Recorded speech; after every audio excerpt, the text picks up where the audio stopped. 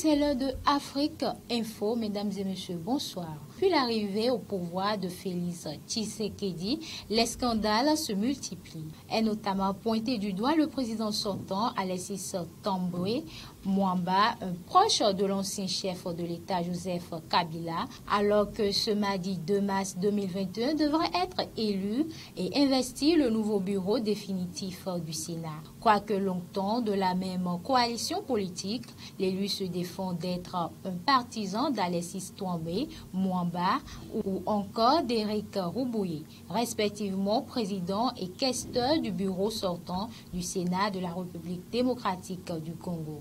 Depuis janvier 2021, ces deux hommes proches de l'ancien chef de l'État Joseph Kabila font l'objet de sérieuses accusations de corruption et de détournement de deniers publics de la part de la justice et de l'inspection générale des finances.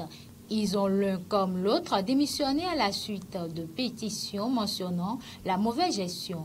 Le second, Éric Roubouyé, est même en fuite. Il a quitté le pays après avoir échappé à une tentative d'arrestation. Et puis au Tchad, l'opposant Yaya Dillo, candidat à l'élection présidentielle, affirme que son domicile a été attaqué ce dimanche par des hommes de l'armée tchadienne, plus précisément par une unité de la garde présidentielle dirigée par le fils du président Idriss Déby et que plusieurs personnes de son entourage ont été tuées. Une affirmation que confirment des membres de la Convention tchadienne des droits de l'homme qui se sont rendus sur place. Un récit contesté par le ministre de la Communication et porte-parole du gouvernement. Selon Shérif Mahama Zéné, c'est la police qui s'est présentée au domicile de Yaya Dillo afin d'exécuter 2 mandats d'amener devant la justice. Il ne s'agit pas d'une attaque armée du domicile de l'opposant, mais d'un refus de sa part de répondre à 2 mandats judiciaires, des convocations judiciaires sur lesquelles le ministre refuse de donner les détails. Selon Shérif Mahama Zéné, les forces de l'ordre ont tenté d'arrêter Yaya Dillo. Et ayant essuyé des tirs à leur arrivée, elles n'ont eu autre choix que de riposter. Le ministre fait état de 2 morts et de 5 blessés, dont 3 policiers. Tout en disant regretter qu'on en soit arrivé là, le gouvernement condamne ce qu'il qualifie de rébellion armée et évoque une tentative bien planifiée de déstabilisation de l'État.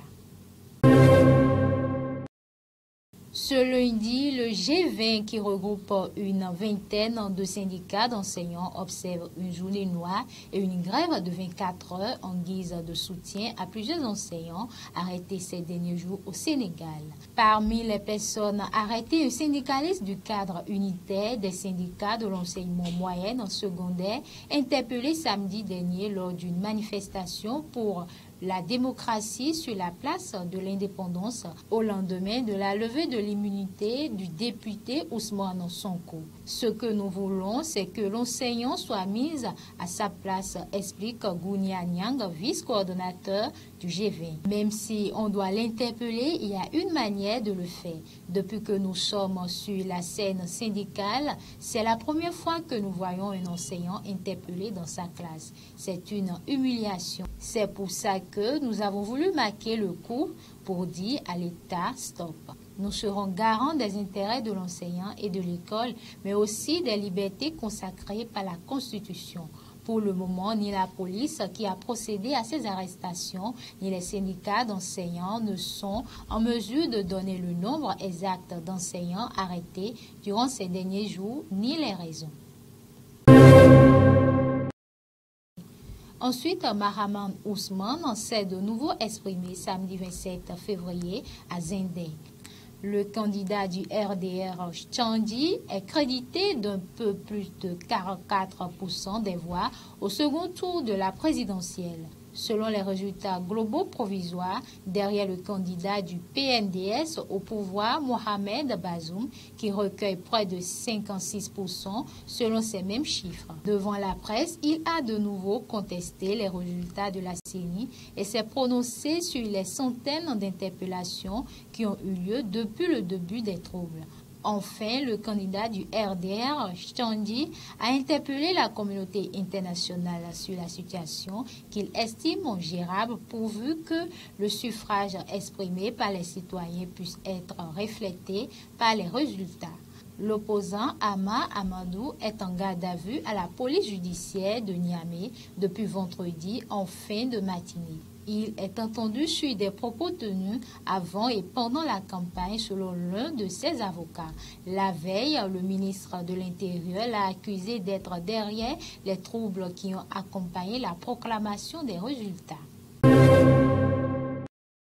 Affaire Bolloré au Togo, une juge française a estimé nécessaire la tenue d'un procès en correctionnel pour Vincent Bolloré dans l'affaire des ports de Lomé et Conakry. L'homme d'affaires français a reconnu avoir payé une partie des dépenses de communication du candidat fort Yassine Bey lors de la présidentielle togolaise de 2010. Après des années de procédures et de multiples dénégations, l'industriel français a choisi de reconnaître des faits de corruption d'agents publics étrangers, de complicité, d'abus de pouvoir au cours d'une procédure de plaidé coupable négociée avec le parquet national financier. Il espérait ainsi s'épargner un long procès, mais le tribunal refuse d'entériner l'accord de plaidé coupable le concernant, ouvrant la porte à un procès.